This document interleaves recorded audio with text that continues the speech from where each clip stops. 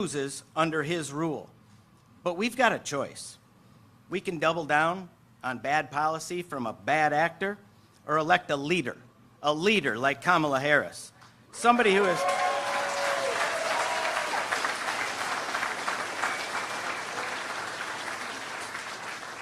Kamala Harris is somebody who has consistently fought for us and stood up for working families.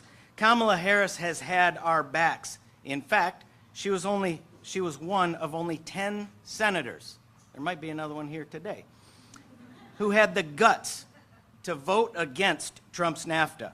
We need her in the White House to undo this disaster and fight for good union jobs, jobs that support our families, our communities, and our entire way of life.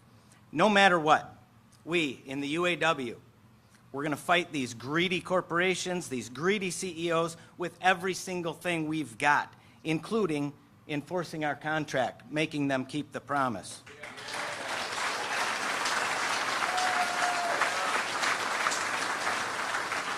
And we're doing that, as you see, against Stellantis, and we're going to continue to stand strong in every fight because we have seen what happens when companies break their promises. Kamala Harris has publicly supported us in our fight with Stellantis to bring these good jobs back, these good union jobs back that our families absolutely depend on. She knows what's at stake, and she's been with us every step of the way. The Biden-Harris administration bet on the American worker. They've invested billions to rebuild American manufacturing. That is the kind of leadership that we need. With Kamala Harris, we've got a future to vote for, not just a fraud to vote against.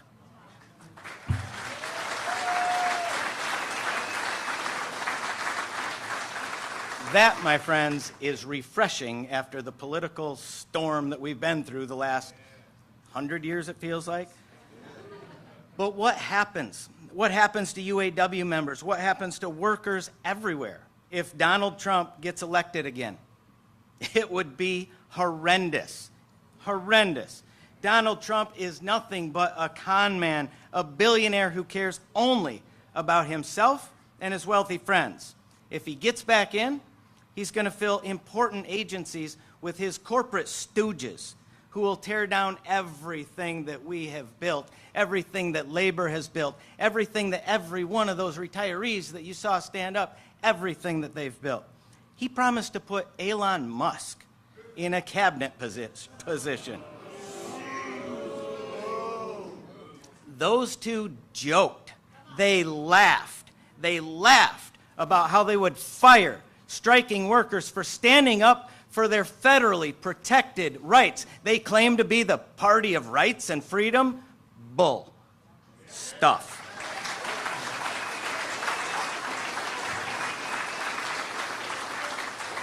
Trump claimed that he wouldn't tax overtime. That's his selling point now, right? I won't tax overtime. But his Project 2025, under that, there is no overtime pay. If there's no pay, there's no tax, right? He's a fraud.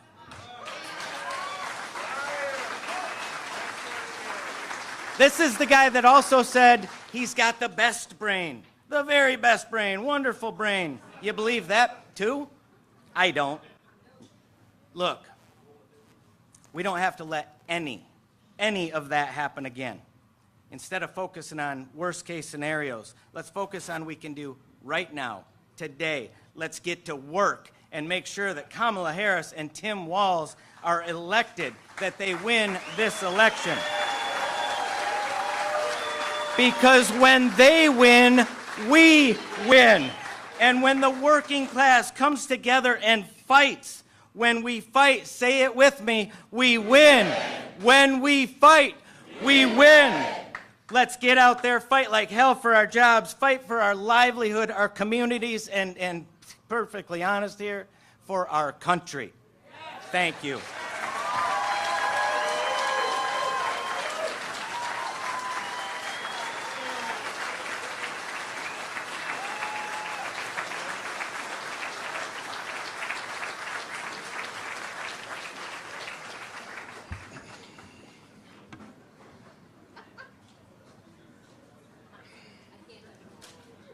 All right, so a lot of you guys know, you know Brandon, you know President Fain, and if you're UAW, you know the past administrations we've had as far as what's been done and how Belvidere has always been forgotten. And if Director Campbell and President Fain didn't get in, we wouldn't be here right now. This plant wouldn't be here right now. These guys brought the fight, and they brought it to the corporation. If we didn't have these guys, we wouldn't be here. I can't stress that enough. I'm so proud of these two individuals. I've known them for Brandon my whole damn life. Shawn, I've known for 20-something years. So please give a big round of applause to President Fain.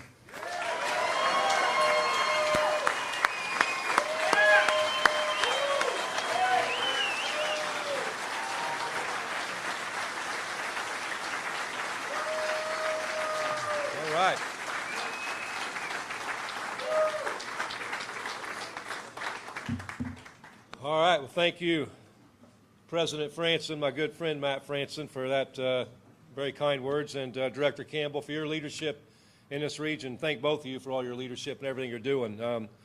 It's one thing you're blessed with here in Belvidere is you got several great leaders that take care of business and put this membership first, and that's what this is all about.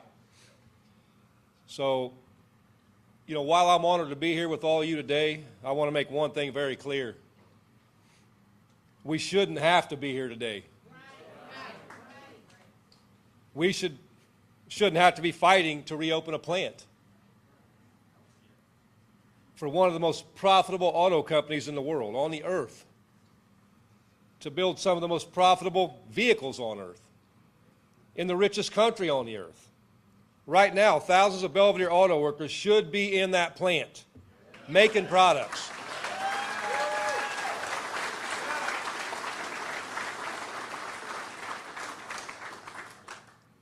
You should be bringing home a paycheck for your families, for this community. Stellantis should be honoring this contract, but they're not. And it's not only because they're run by Carlos Tavares, a CEO who will stop at nothing in the name of corporate greed. It's not only because they're serving Wall Street billions in stock buybacks while they cry poverty when it comes to the workers. The reason Stellantis is refusing to keep their promise to the working class, the reason Belvidere is falling behind when this should be the home of thousands of the best blue-collar jobs in the country, is because our political and economic system is broken.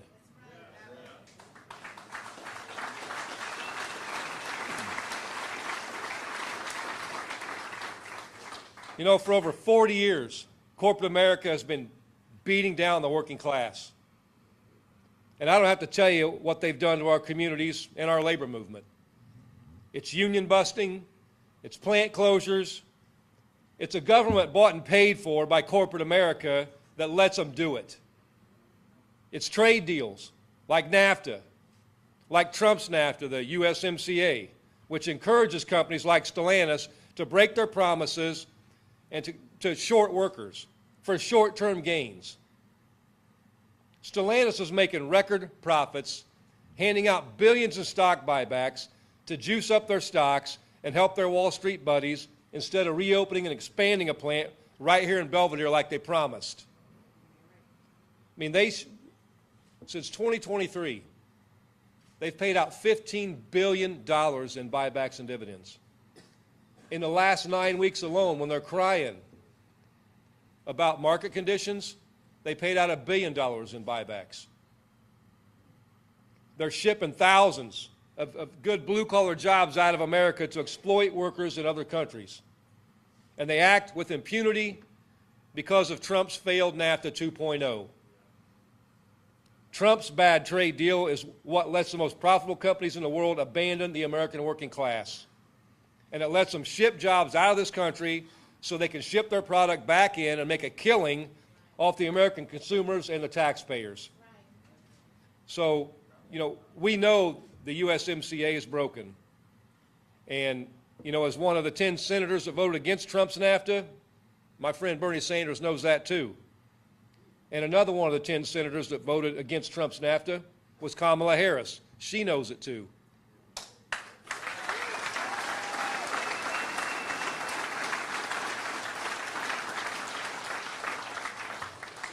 And here's a really sad deal, you know. Yesterday, as Donald Trump was in Detroit, speaking at the Economic Club, slamming Detroit, Donald Trump admitted yesterday when he was speaking, he admitted that his trade deal was broken. He admitted that in 2026, when the USMCA is up for review, it needs major changes. And think about that. We've been saying this for years, and since he renegotiated and said that he fixed NAFTA, and after Kamala Harris came out and said she would renegotiate in 2026 when it's up for review, or we kill it, suddenly it's election season, and now Donald Trump says he wants another chance. He had a chance. He wants a chance to renegotiate his failed trade deal, his NAFTA 2.0, that he put in place when he said he fixed it. But I know we're not falling for it. We're smarter than that. Working class people are smarter than that. And if we're going to stop corporations from devastating our communities, we need leaders who will pass tougher laws that protect union jobs and prevent corporate greed from running rampant.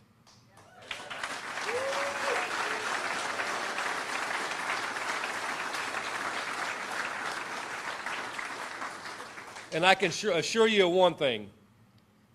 That leader is not and will never be Donald Trump. That leader's got to be someone who stood with us for years, not just weeks before an election. And that leader will be Kamala Harris.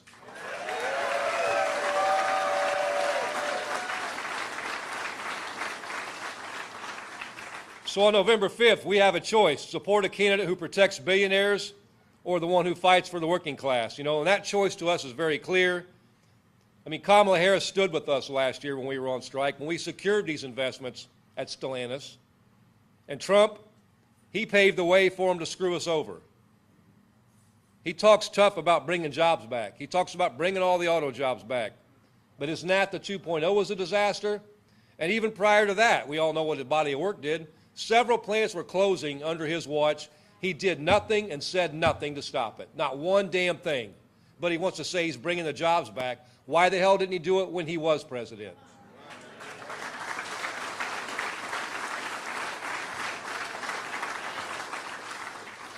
With his failed NAFTA 2.0, we've seen more plant closures, more jobs shipped overseas. We've seen companies like John Deere and Masterlock take full advantage of his trade deal and exploit workers and further hurt communities just like this one. When Trump's NAFTA 2.0 comes up for review in 2026, I mean, do we really want the guy who sides with corporations in charge? No. Since his NAFTA 2.0, our trade deficit, our trade imbalance with Mexico has doubled, and more jobs are leaving because of it. We have to have leaders who are going to stand up to corporate America and not cozy up to them. And Harris has been that fighter. She was just one of 10 senators alongside Bernie that voted against Trump's NAFTA for that reason, because it didn't go far enough. And she knows how devastating it is for workers. She's been with us in publicly holding companies like Stellantis accountable.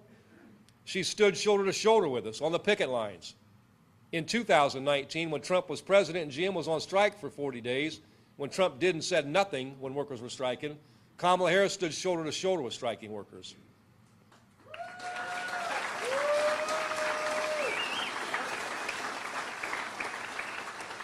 Trump made a lot of empty promises, and he failed us. And Harris has been in the fight, and with her in office, we're going to see real wins for workers, just like we did, like the reopening of the Lordstown plant and higher wages for EV battery workers. I mean, those Lordstown workers, under Donald Trump's presidency, he told them, don't sell your houses, and he didn't do a damn thing. The plant shut down. Workers got sent all over the country, and hundreds of those workers have now returned home to Lordstown because of the work that Kamala Harris and Joe Biden have done.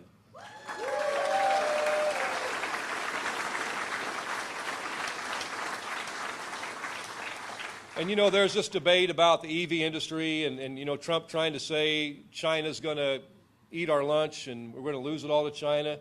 Trump has already said Think about this. This is a person running for president of the United States. He said already, basically he has ceded that work. He said China is going to own it, China's going to run it.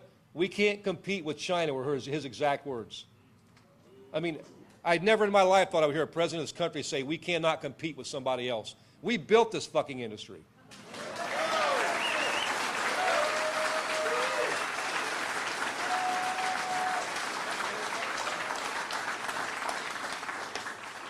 So, you know, whether it's about EVs, whether it's about combustible engines, I know this, you know, our members don't go to work every day because they're passionate about combustible engines and EV batteries. We go to work because we want to provide for our families. We want to have dignity in our lives, and we want to live in a great community. That's what we do. That's what we do. That's why we do this. It's not about, you know, the batteries or the engines. It's about having a job where you can have some dignity in your life and provide for your family. You know, we do it because that's what we're passionate about.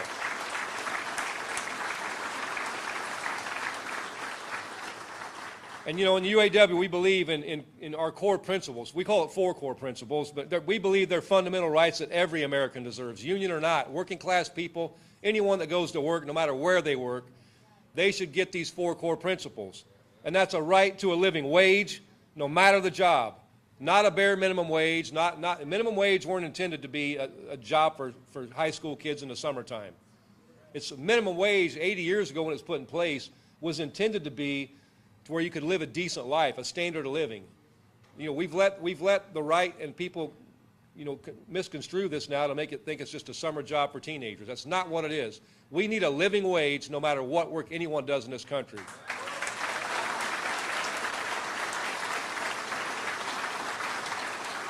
So that's our first core thing. The second core thing is adequate health care, the right to adequate health care.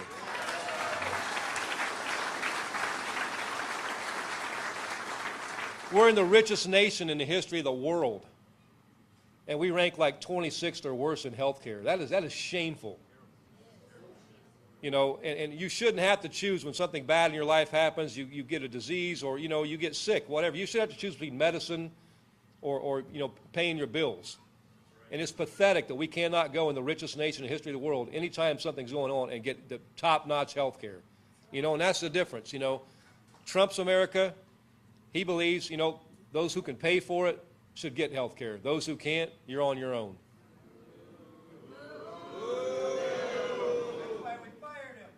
That's right. And, you know, so our third core principle that we believe, third core fundamental right we believe in, the right to retirement security. You know, yeah.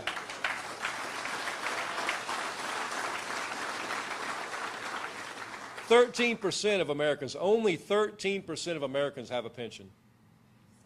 60% of Americans have no retirement savings.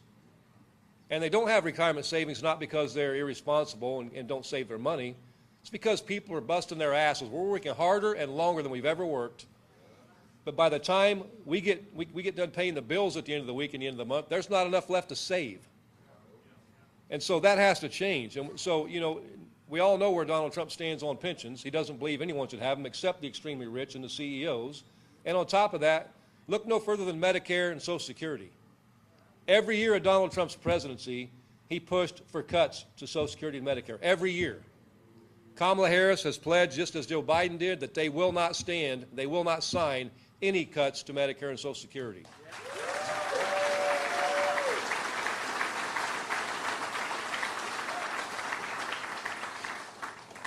And then our fourth fundamental right we believe in, the right to take our time back, to take our lives back. You know, people shouldn't have to work 7 days a week, 12 hours a day. They shouldn't have to work 2 or 3 jobs just to scrape to get by paycheck to paycheck. That's not a life.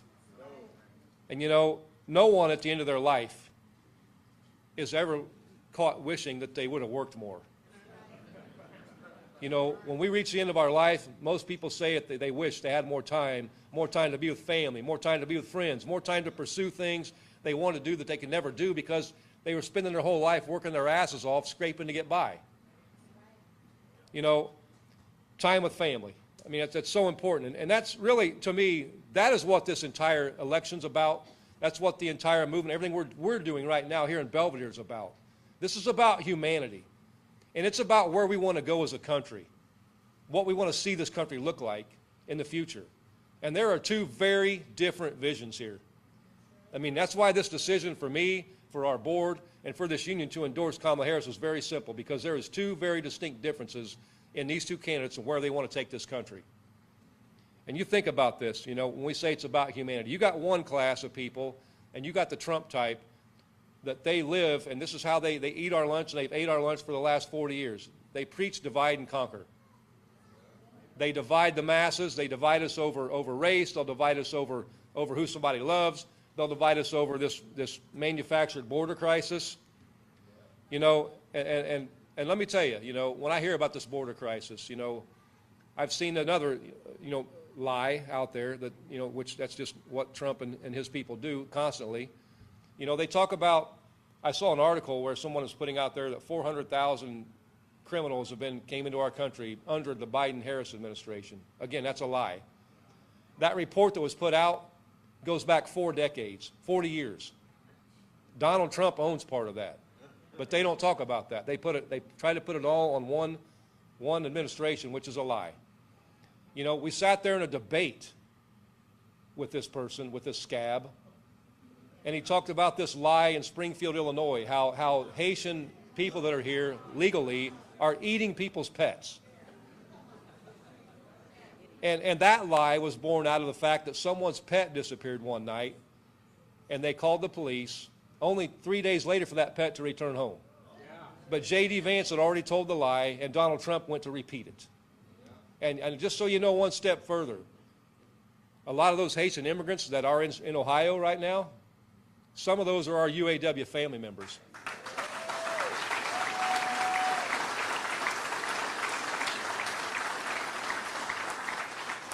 They're good people, they're productive citizens, and they're working. And they just want their fair shake.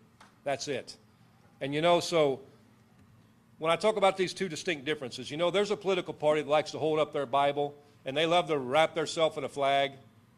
And then they like to tell people, if you don't vote for us, you're not a good Christian, or you're not a patriot. And you know what? Here's the difference. Those people holding that Bible up, I don't believe 90% of them ever even opened the damn thing.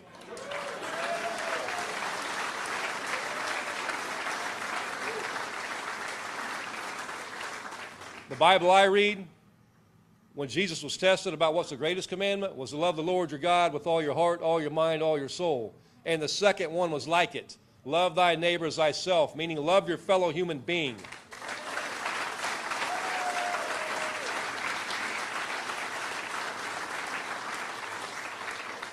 Not just your American human being, all human beings.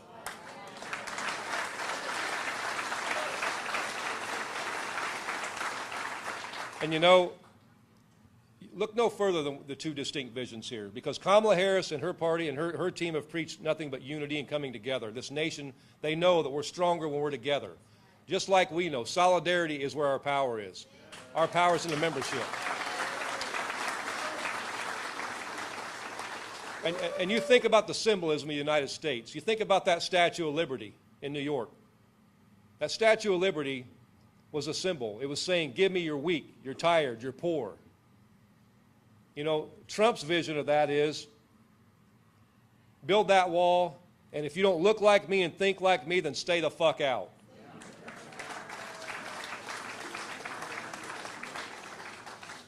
You know, and to me, we talk about humanity and why I say this is about humanity. Anytime there's a disaster, this to me is a picture of who we are as a human race and who we are as Americans. You know, when there's a disaster or an emergency, look at just like the recent 2 hurricanes that hit Florida within 3 weeks. Nobody goes in there and says, what political party are you? Nobody goes in there and says, what race are you? What gender are you? Nobody says any of that, you know. We look at that, when we see disaster, we see people suffering, we spring to action because it is built in us internally. It's a God-given thing that we are built to care for one another and to go to work to help one another. And that is who we are as a country. That's what makes us great, not Trump's hate.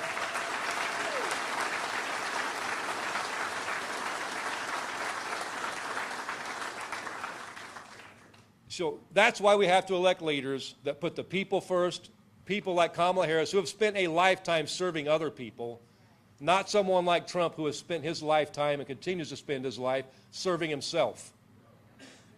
So UAW family, it is our time to stand up, to speak up, and show up for candidates who will actually stand with the working class and fight for what we deserve.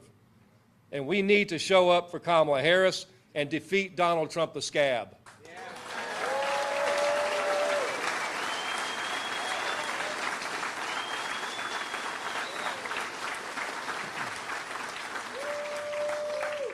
And we got a big fight ahead of us, with this company.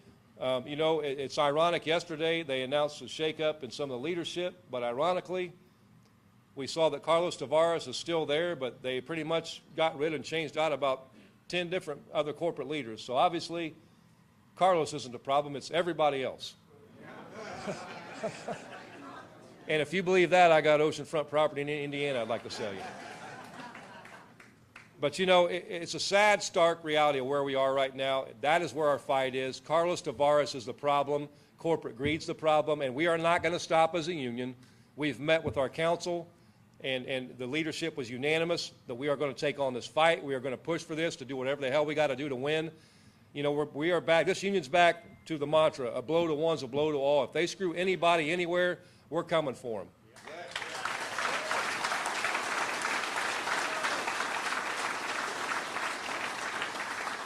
So between what's going on here, what's going on in this company, and what's going on in this nation right now with our election, those are the massive priorities for us. I say it over and over, this is our generation's defining moment. This is our time to answer the call, and we're going to win this. But, yeah.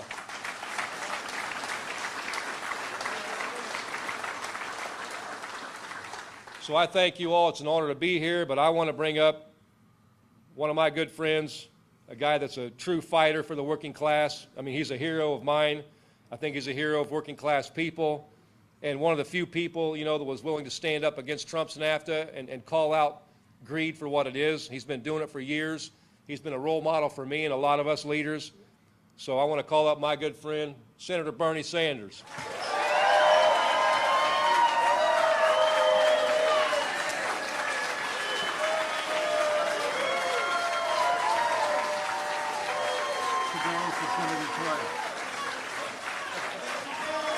Thank you. Hey, Shawn. Thank you. All right, let me begin. All right, got an announcement to make. You ready for an announcement? All right, you already won a victory. Apparently, Stellantis announced today that our good friend, Mr. Tavares, will be retiring in 2026. Congratulations. Look, it is a personal honor for me. Here, sit down. Jesus. Making me nervous. It is, brothers and sisters, it's an honor to be here with you, and I'll tell you why. I'm chairman of the committee that deals with health, education, labor, a lot of stuff. So I get involved with strikes and workers all across this country. And what I want to tell Shawn, and I want to tell all of you from the bottom of my heart, that the UAW's willingness to stand up to the greed of the big three and take them on in a way we have not seen a major union take on corporate America for decades. You know what you did? You not only won a great historic contract for the membership, I'll tell you something else what you did. Shawn, you and the UAW inspired workers all across this country.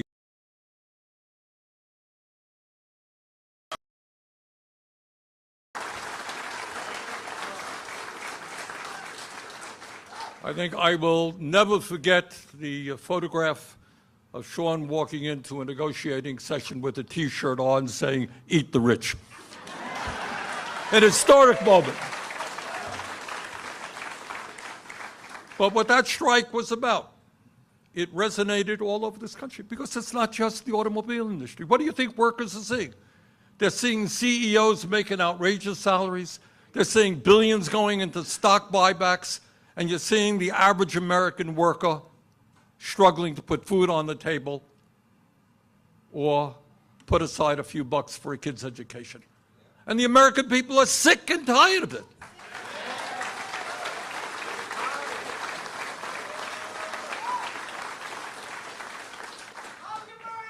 Love you too.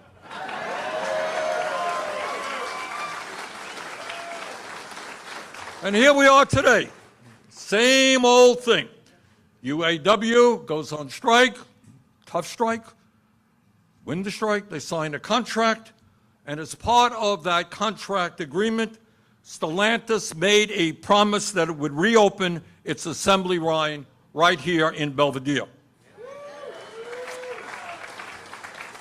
And today, we are here to send a very clear message to the soon retiring Carlos Tavares.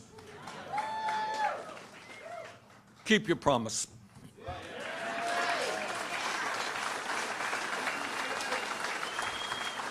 You made a promise, keep it, don't renege on it. Reopen the plant here in Belvidere as soon as possible. Put the people who made the money for your company back to work.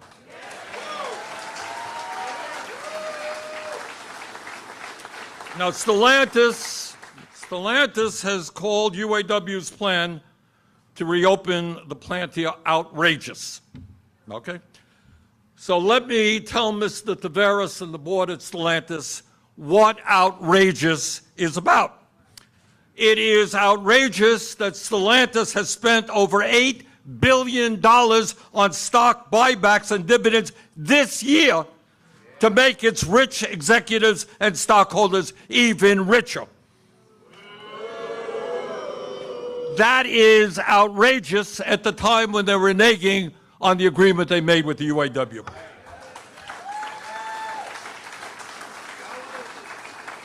It is outrageous that while Stellantis was laying off over 1,000 blue-collar workers in Belvidere last year, as CEO of Stellantis, that guy, Mr.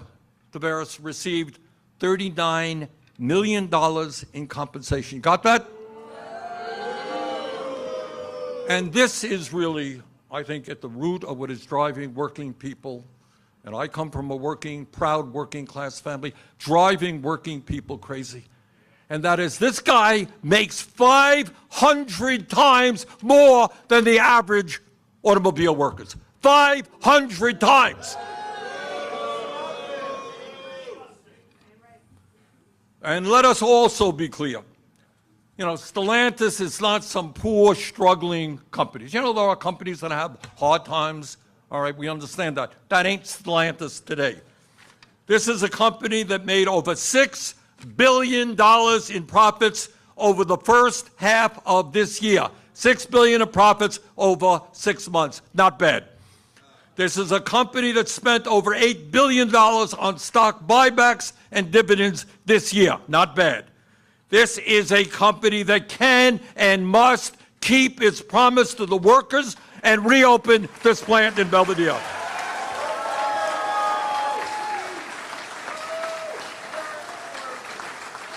And let me say to Mr. Tavares, the soon retiring CEO,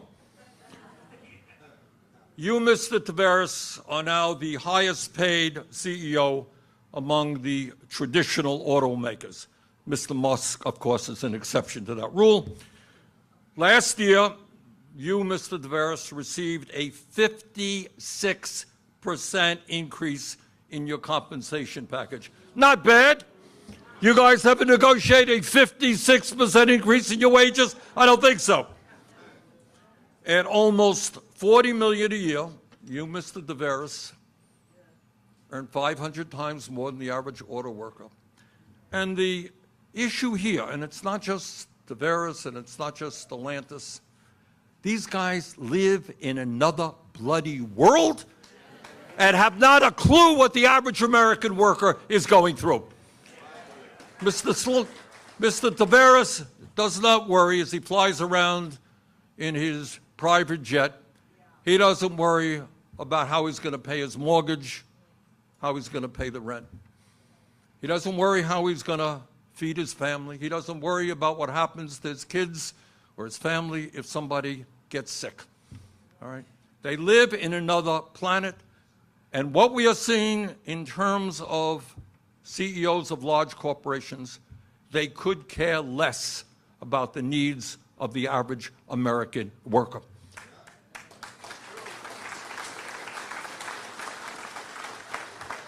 And I think what we are saying here today in Belvidere, and I got to tell you, it's being said all over this country, is enough is enough.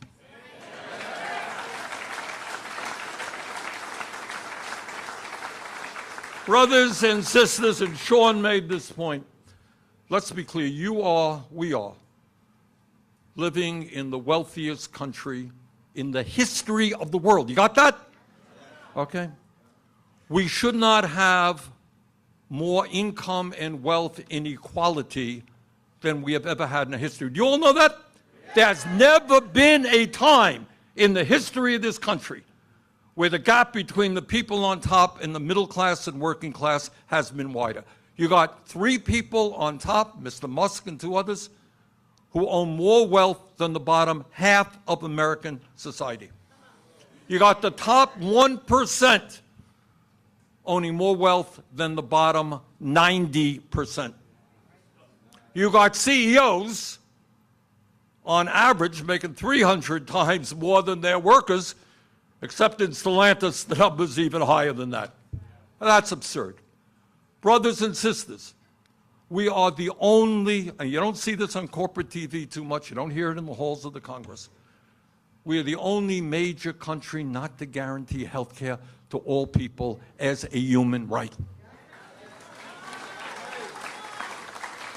Last week, a couple of weeks ago, I had some guy from Denmark. I was talking to some guy from Denmark. I said, tell me, what happens when you get sick? He said, we go to the doctor. How much does it cost? He looks at me like I'm crazy. Signs his name. What happens when you end up in the hospital? Yeah, what happens? Nothing. Walk out. They spend half as much as we do per capita on health care. And yet they manage, and this is not just Denmark, it's all of Europe, it's Canada, they manage to provide health care to all human beings as a human right, not a privilege.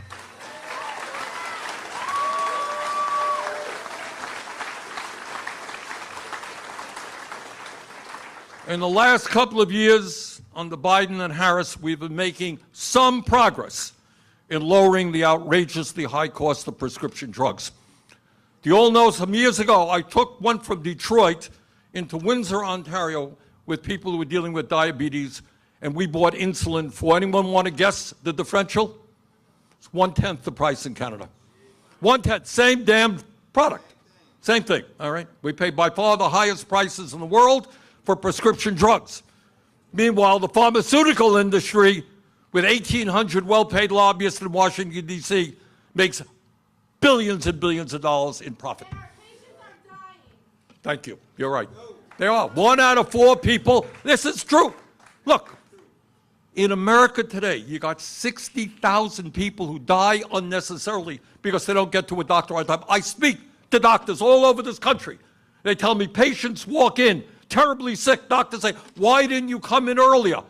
Well, I don't have any health care. I can't afford the co-payment. I can't afford the deductible. People are dying. 1 out of 4 people can't afford the prescription drugs they need. And the reason for all of that, it's that you got a health care system designed not to provide quality care to all of us, but to make huge profits for the insurance companies and the drug companies. Enough is enough. That's corporate greed. Now, we made some progress, and I give the Biden and Harris team a lot of credit. What we have done finally is we say, if you're a senior citizen dealing with diabetes, and a lot of them are, you ain't going to pay more than $35 a month for insulin. That's a step forward.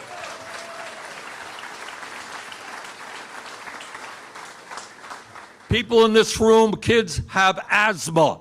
We've managed to drive down the price of asthma inhalers very substantially. And most importantly, for the first time in the history of this country, Medicare will be negotiating prices with the pharmaceutical industry.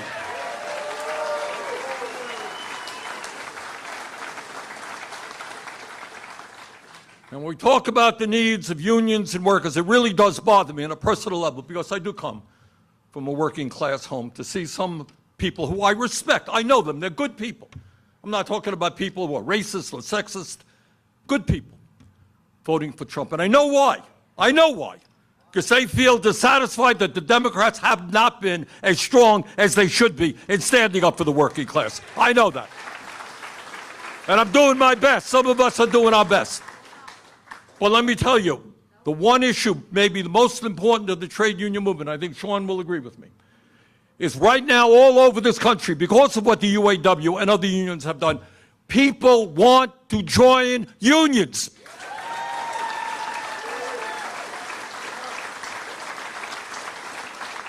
Unions today are more popular, am I right, Shawn? More popular in America today than they have ever been. Why is that? Because working people are not stupid. They understand that you can't get a decent contract negotiating all by yourself, right? That's what solidarity is about. And that's why people want to join unions. But you know what's happening? The corporate greed of the CEOs and the big corporations, you know what they're doing? They're spending hundreds of millions of dollars on anti-union consultants, trying to bust unions, making it impossible for workers to join unions. And the antidote to that is passing what we call the PRO Act.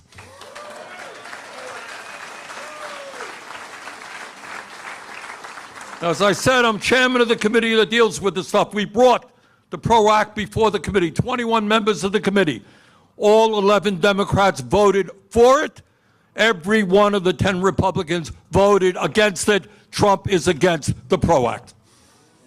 So if we're going to grow the trade union movement, we have to make it easier for workers to stand up against the illegal actions of the corporate America, which threatens workers. You want to form a union? Good, we're moving to China. You want to form a union? Good, you're fired. You want to form a union? Well, let me take you in the back room and tell you how terrible unions are and how wonderful we are. That's all illegal stuff.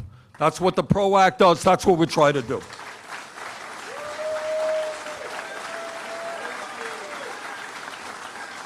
I'll tell you something else, and I'm almost embarrassed. I really am embarrassed to have to tell you this. The federal minimum wage today is $7.25 an hour. And I was out recently, and I said, well, nobody really makes $7.25 an hour. I was in Texas. I said, oh yeah, people do make $7.25 an hour. And many make $9 an hour and $10. I don't care what state you live in. I don't care what community you live in. Nobody survives on $10 an hour in this day and age. So we have got to raise the minimum wage to a living wage, in my view, at least $17 an hour.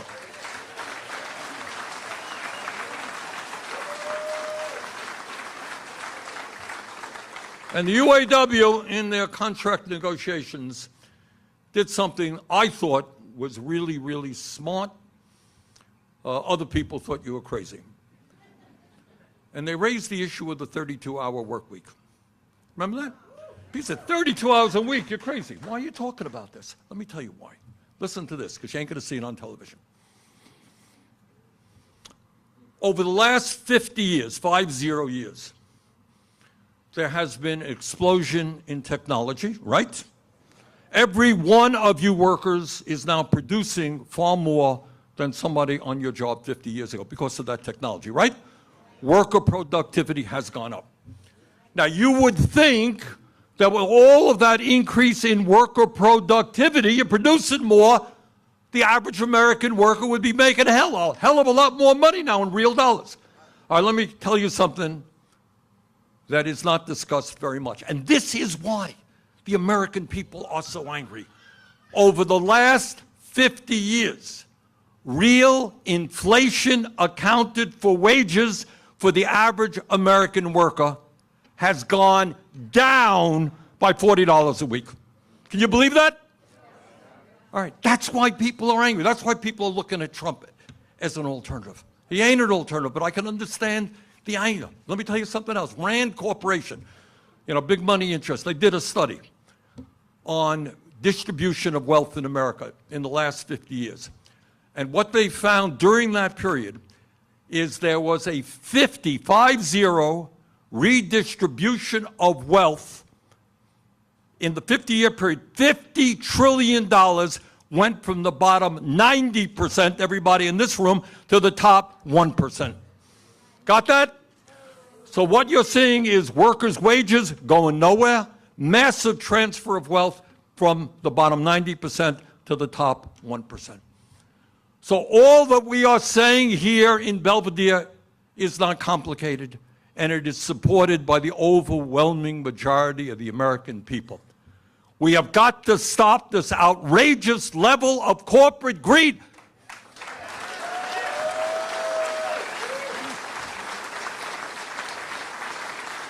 Nobody objects to a CEO making a decent compensation package. Nobody objects to corporations making profits. But enough is enough. This country belongs to all of us, not just a handful of billionaires.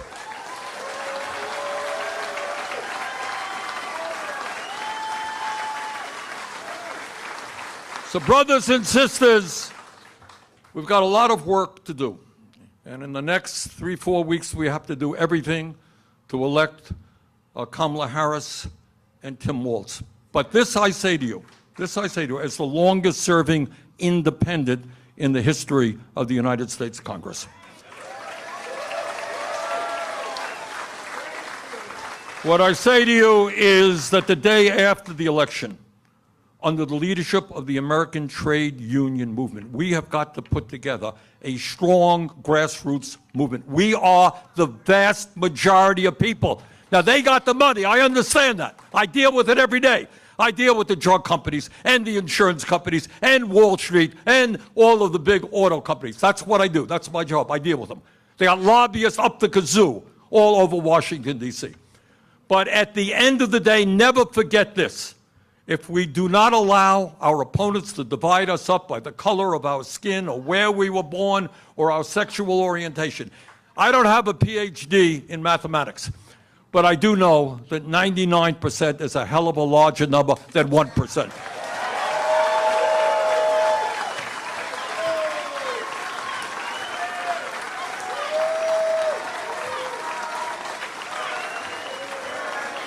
Now, it's not Bernie. It's not Bernie. It's you.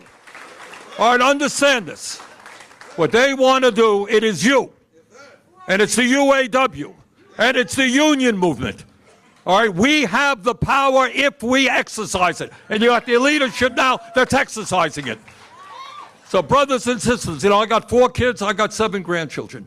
Together, we have got to create the kind of nation that we can become, not based on greed, but based on decency and justice.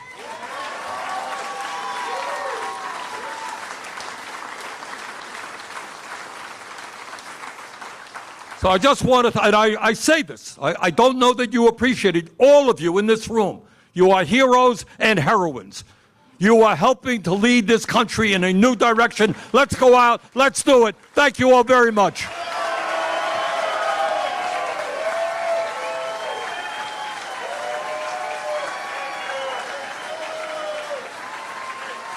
See you later.